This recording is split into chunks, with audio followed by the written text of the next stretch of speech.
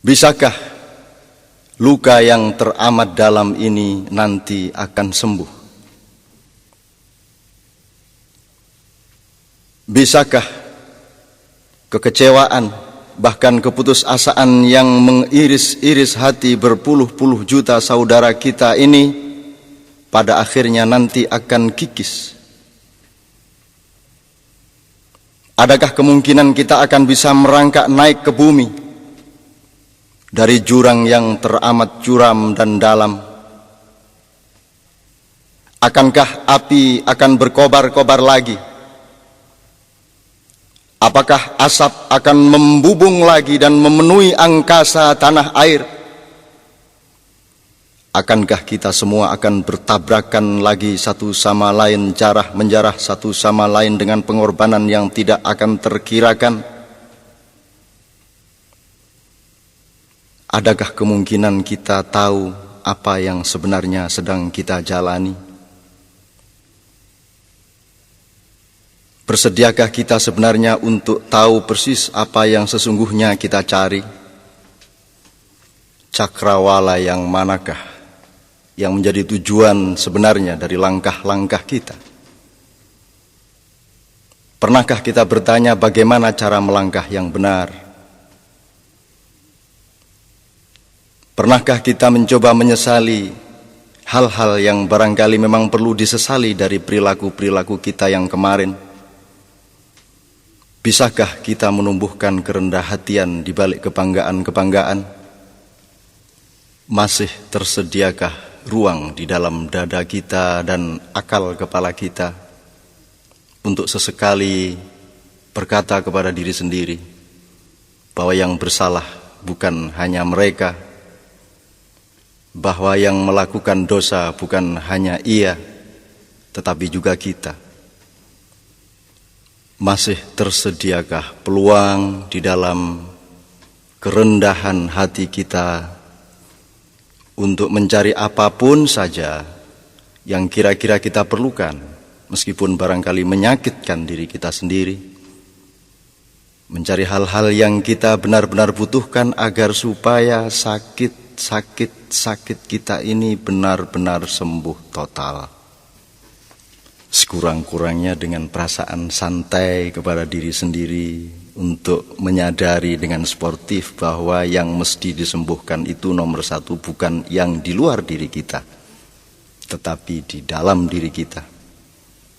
Yang kita perlu utama lakukan adalah penyembuhan diri, yang kita yakini bahwa harus betul-betul disembuhkan justru adalah segala sesuatu yang berlaku di dalam hati dan akal pikiran kita.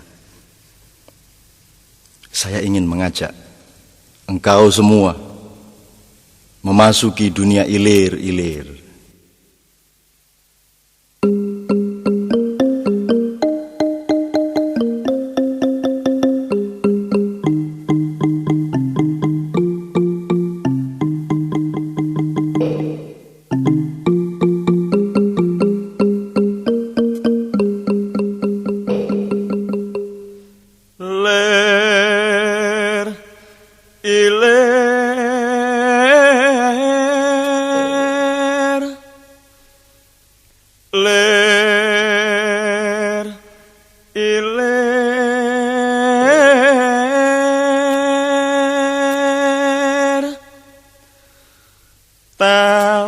Tandure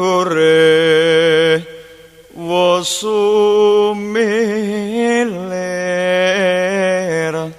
ta ijo royo-royo tak senggot manten anyar. Kanjeng Sunan Ampel seakan-akan baru hari ini bertutur kepada kita, tentang segala sesuatu yang kita mengalaminya sendiri, namun tidak kunjung sanggup kita mengerti. Sejak 5 abad silam syair itu ia telah lantunkan dan tidak ada jaminan bahwa sekarang kita sudah faham. Padahal kata-kata beliau itu mengeja kehidupan kita ini sendiri. Alfa, beta, alif, ba, ta, kebingungan sejarah kita dari hari ke hari. Sejarah tentang sebuah negeri yang puncak kerusakannya terletak pada ketidaksanggupan para penghuninya untuk mengakui betapa kerusakan itu sudah sedemikian tidak terperi. Menggeliatlah dari matimu, tutur Sang Sunan.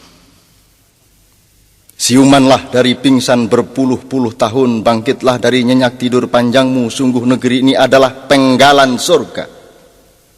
Surga seakan-akan pernah bocor dan mencipratkan kekayaan dan keindahannya, dan cipratan keindahannya itu bernama Indonesia Raya. Kau bisa tanam benih kesejahteraan apa saja di atas kesuburan tanahnya yang tidak terkirakan. Tidak mungkin kau temukan makhluk Tuhanmu kelaparan di tengah hijau bumi kepulauan yang bergandeng-gandeng mesra ini. Bahkan bisa engkau selenggarakan dan rayakan pengantin-pengantin pembangunan lebih dari yang bisa dicapai oleh negeri-negeri lain yang manapun. Tapi kita memang telah tidak mensyukuri rahmat sepenggal surga ini. Kita telah memboroskan anugerah Tuhan ini melalui cocok tanam ketidakadilan dan panen-panen keragusan. Cah angon, cah angon,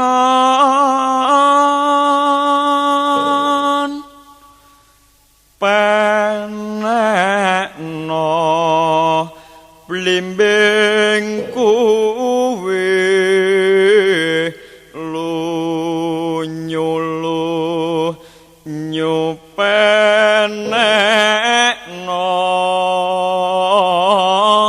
kanggo mbasuh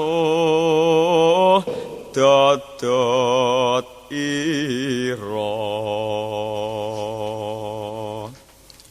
Kanjeng Sunan tidak memilih figur, misalnya Pak Jenderal, Pak Jenderal. Juga bukan intelektual-intelektual, ulama-ulama, seniman-seniman, sastrawan-sastrawan atau apapun. Tetapi Cah Angon, Cah Angon. Beliau juga menuturkan penekno blimbing kuwi, bukan penekno pelem kuwi, bukan penekno sawo kuwi, bukan penekno buah yang lain, tapi blimbing bergigir 5. Terserah apa tafsirmu mengenai 5. Yang jelas harus ada yang memanjat pohon yang licin itu, lunyu-lunyu penekno, agar blimbing bisa kita capai bersama-sama. Dan yang harus memanjat adalah bocah angon, anak gembala. Tentu saja ia boleh seorang doktor, boleh seorang seniman, boleh seorang kiai, boleh seorang jenderal atau siapapun. Namun ia harus memiliki daya angon, daya menggembalakan, kesanggupan untuk ngemong semua pihak, karakter untuk merangkul dan memesrai siapa saja sesama saudara sebangsa, determinasi yang menciptakan garis resultan kedamaian bersama, pemancar kasih sayang yang dibutuhkan dan diterima oleh semua warna, semua golongan, semua kecenderungan. Bocah Angon adalah seorang pemimpin nasional, bukan tokoh golongan atau pemuka suatu gerombolan. Selicin apapun pohon-pohon tinggi reformasi ini, sang bocah Angon harus memanjatnya. Harus dipanjat sampai selamat memperoleh buahnya, bukan ditebang, dirobohkan atau diperebutkan. Dan air saripati blimbing 5 gigir itu diperlukan oleh bangsa ini untuk mencuci pakaian nasionalnya. Pakaian adalah akhlak. Pakaian adalah sesuatu yang menjadikan manusia, bukan binatang.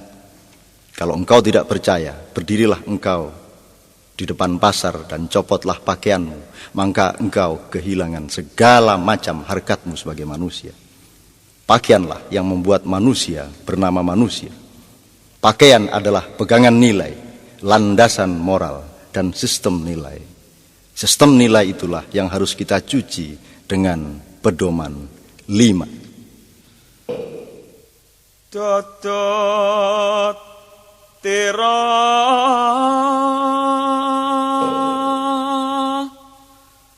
dodot ira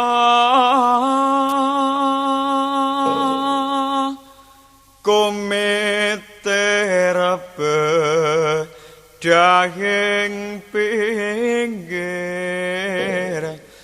tondo mana jlumetana kanggo seba mengko sore mumpung padang rembulane mumpung jembar kalangane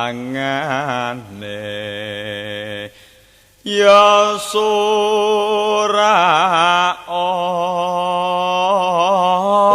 sora